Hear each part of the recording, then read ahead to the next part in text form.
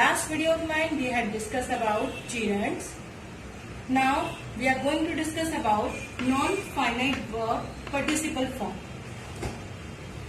Here, participle is divided into two parts: present participle and past participle. Present participle जो होता है उसमें भी आईएनजी फॉर्म लगती है, just like as gerund. Gerund की फॉर्म भी first form of the verb में आईएनजी ऐड करने के बाद जीरन की फॉर्म आपको मिलती है.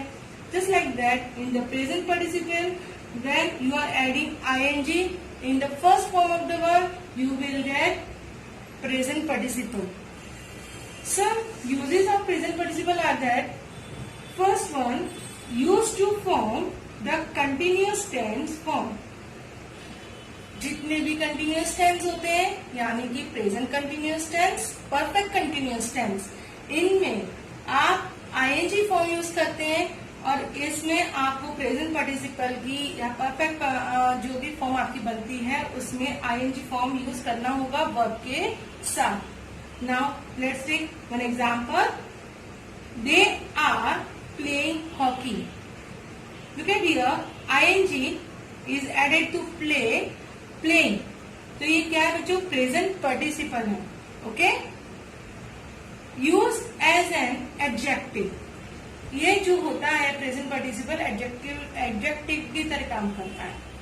Okay, for example, this is an interesting book. This is an interesting book. Book है लेकिन कैसी है? इंटरेस्टिंग है. तो ये as an adjective ING form लगा हुआ है, एडजेक्टिव की तरह काम कर रहा है, बुक की विशेषता बता रहा है.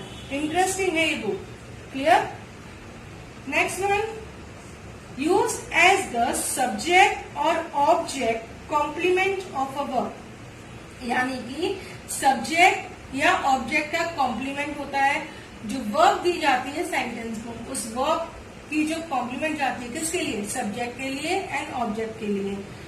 देखिए, this chapter is interesting. How is this chapter? This chapter is interesting. Now here this chapter is a subject and interesting is a object. अब इस ऑब्जेक्ट के लिए भी और सब्जेक्ट के लिए भी ये जो वर्ब है ये किसका काम कर रहा है? कॉम्प्लीमेंट का काम कर रहा है, यानी उन दोनों का बेस बना हुआ है. Clear? Here next one, as participle phrases to show events. आपको जो भी इवेंट, जो भी सिचुएशन दी जाए, जो भी आपको रीजन दिया जाए, उसकी आपको प्रेजेंट पार्टिसिपल फॉर्म में बताया जा रहा है. कोई भी चीज है जो इवेंट है उसके बारे में अगर बात करते हैं ना वो, तो प्रेजेंट पार्टिसिपल फ्रेसेस में, फ्रेसेस क्या होता है? Group of words which doesn't have subject, object and verb, but by this group of word you can easily understand for which subject they are talking about. कि phrases क्या होते हैं? कि group of words होते हैं जिनमें subject object verb तो नहीं होता, लेकिन आप उन ग्रुप्स ऑफ वर्ड्स को पढ़कर आसानी से समझ सकते हो कि किस सब्जेक्ट के बारे में बात की जा रही है. देखिए यहाँ पर एग्जाम्पल लेते हैं. रिमूविंग हिज कोट, यानी कोट को उतारने की बात की गई है. Clear? Ram jump into the river. Ram ने नदी में छलांग लगाई. तो देखिए बच्चों, यहाँ पर this participle phrases to show event. अभी इवेंट किया था, उसने रिमूव किया है अपने कोट को. With ING, with adding ING in remove you will get present participle form. You will get present participle form to show the event. To show the event. Event क्या था? Ram has jumped into the river. Clear? तो ये ING जो participle phrases में लगाया जाए वो भी प्रेजेंट पार्टिसिपल का फॉर्म होता है. क्लियर? नेक्स्ट यूज है after verbs of movement. Movement यानी जाना, आना, come, go, went, whatever the movement they show. You upstairs, you climbing up. This kind of movement when this is shown in the sentences, after this verb you will use ing form. Let's take an example. She went shopping. Shopping is a activity. Okay, shopping is activity, and in this ing form is added to it. Clear? and went. Went is a verb of movement. Went is a verb of movement. So after verbs of movement, you will use ing form, present participle form. Clear? The next use of it, to explain a reason. जब भी आप कोई reason देते हैं, उस reason को explain करते हैं, तब आईएनजी फॉर्मेट को यूज करेंगे. देखिए बच्चों, जैसे पहले हमने यहाँ पर देखा कि प्रेजेंट पार्टिसिपल की फॉर्म में यहाँ पर यूज करते हैं उसे आईएनजी फॉर्म लगा के in the starting of the word. As the phrase you are taking here you will take as a reason. यहाँ पर आप किसी को रीजन देना चाहते हो तो आप यहाँ पर आईएनजी फॉर्म यूज करोगे. Example of it, being poor, he did not spend much on clothes. गरीब होने के कारण वो कपड़ों पर ज्यादा रुपया खर्च नहीं करता. Why did not spend so much on clothes? Because being poor. Because he being a poor. Clear? तो ये being क्या है? रीजन देगा. Then after, in place of relative clause. In place of relative clause. बेटा relative clause क्या होते हैं? जब आप सेंटेंस में किसी भी नाउन प्रोनाउन को बार बार यूज ना करके उनके लिए एक रिलेटिव प्रोनाउन यूज करते हो तो वो क्या होता है? हु, विच, व्हाट, हुम, ये सारे रिलेटिव प्रोनाउन है. That you know very well. तो यहाँ पर रिलेटिव क्लॉज, क्लॉज की बात की गई है, यानी पूरे सेंटेंस में group of word which have complete meaning. Complete meaning तो नहीं होता है, लेकिन the sense, some minor sense is given in that sentence. Now let's take an example of it. Who's the girl talking to your brother? ये लड़की कौन है जो तुम्हारे भाई से बात कर रही है? फिर टॉकिंग देखिए, टॉकिंग ने किसको सपोर्ट किया? Who is the girl? Who is the girl क्या है? Clause. Okay, talking is supporting to this clause. Who is the girl talking to your brother? Who is the boy snapping all the pics? Clear? The relative clause is supported by this ing form. This is present participle. So these are the uses of present participle form. In the last video, we have discussed about the gerund. Gerund and present participle have some equality. What is the equality in both them? In gerund, you are also forming with ing, and in present participle, you are also forming ing form. Clear? These are the equalities. But here, present participle is work as an adjective, whereas gerund is always work as a noun. Gerund noun की तरह काम करता है, जबकि present participle adjective की तरह काम करता है. Clear? Now take a simple example for this. I saw him swimming. I saw him swimming. Now here swimming. Swimming is a present participle. ये swimming जो है ये क्या है? present participle है, लेकिन ये adjective की तरह काम कर रहा है. देखिए कैसे? I saw him. मैंने उसे देखा था. आपने उसे देखा था, लेकिन कैसे? How? When? Where? Swimming. Swimming करते हुए देखा था. तो स्विमिंग ने क्या किया? ये हिम को क्वालिफाई किया. हिम को क्वालिफाई किया, यानी कि ये जो प्रोनाउन है इसे क्या किया? क्वालिफाई किया. क्लियर? तो आप जो उसे क्वालिफाई कर रहे हो with the help of ING form, this is present participle form. Okay, now let's take another example.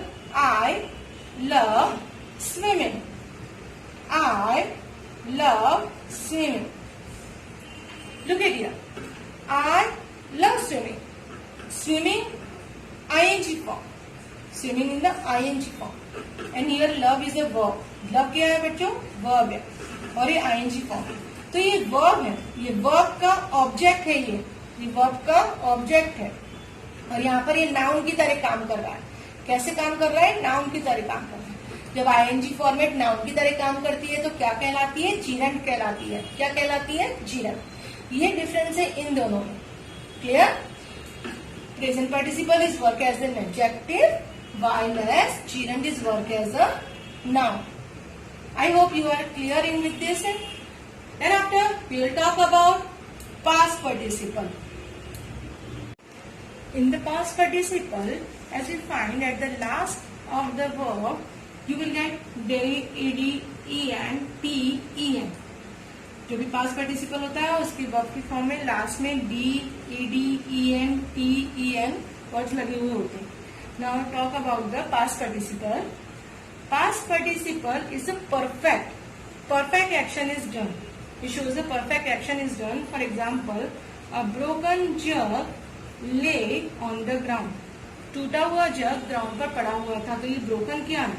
Broken is already done. Broken is a third form of the verb. Break, broke, broken. Clear?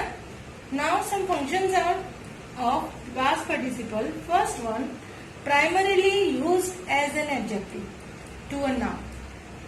ये जो past participle होता है ये भी as adjective की तरह काम करता है, नाउन के एडजेक्टिव की तरह काम करता है. फॉर एग्जाम्पल, इंटरेस्टेड एप्लीकेंट्स में अप्लाई. जो भी एप्लीकेंट्स हैं जो इंटरेस्टेड हैं वो अप्लाई कर सकते हैं. तो इंटरेस्टेड यहाँ पर देखिए, इंटरेस्टेड एप्लीकेंट्स.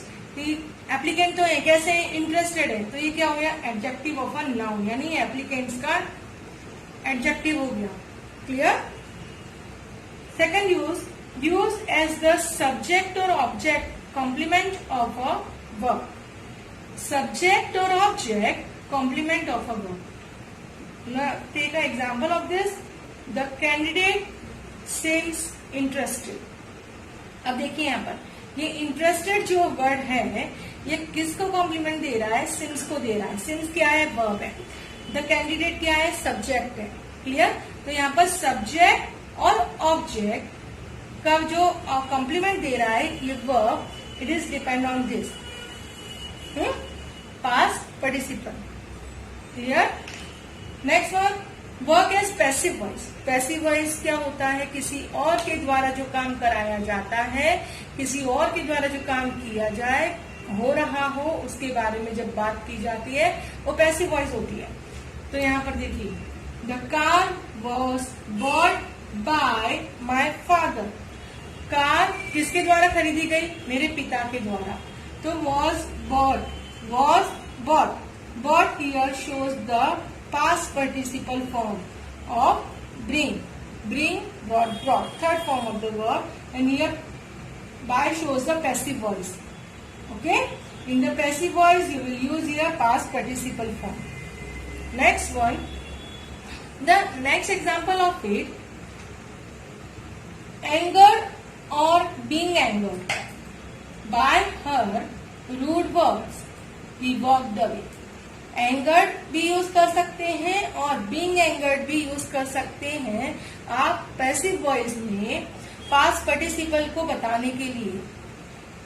उसके रूड वर्ड्स सुनकर वो गुस्से में वहां से चला गया. Why he walked away from there? By hearing her rude words, because of his anger. क्योंकि वो गुस्सा था. तो यहाँ पर ये रीजन शो कर रहा है. ये पैसिव वॉइस है लेकिन क्या शो कर रहा है? रीजन शो कर रहा है. क्लियर? बीइंग एंगर्ड, और you can also use angered also. Clear? Next one, having been plus the past participle. Having been जो होता है ये प्रेजेंट पार्टिसिपल फॉर्म में भी यूज होता है. इसके साथ आप पास्ट पार्टिसिपल की फॉर्म यूज करेंगे तो आपका जो एक्शन है वो टोटली कंप्लीट हो चुका था. दूसरा नया एक्शन स्टार्ट होने से पहले आपका जो ये काम है वो पूरा कंप्लीट हो गया. जब आपने कोई नया काम स्टार्ट किया या नई बात करने जा रहे हैं उससे पहले आपकी पुरानी बात कंप्लीट हो रही है, तो आप हैविंग बीन के साथ पास्ट पार्टिसिपल की फॉर्म यूज करेंगे. Let's take an example of it. Having been disqualified twice, he dropped the idea of becoming a doctor. 2 बार एग्जाम में डिस्क्वालिफाइड होने के कारण having been disqualified, having been plus disqualified. तो having been के साथ क्या यूज किया मैंने यहाँ पर? डिस्क्वालिफाइड. 2 बार एग्जाम में फेल होने के कारण, डिस्क्वालिफाइड होने के कारण उसने डॉक्टर बनने का आइडिया ड्रॉप कर दिया। तो यहाँ पर क्या हुआ, because he had been disqualified twice he drop the idea of becoming a doctor. तो यहाँ पर भी क्या दिया उसने, रीजन दिया है। Clear? I hope you are clear with all this past participle uses. What we have done in this video, we have discussed about the participle form, present participle, then past participle. How we can use a present participle, all the functions we have discussed, and how we can use past participle form we have discussed in this video. So if you like my video, please like, share and subscribe it, and please send your comments and suggestion on it. All the comments are welcome back with me. In next video we will meet. Till that, goodbye and be safe.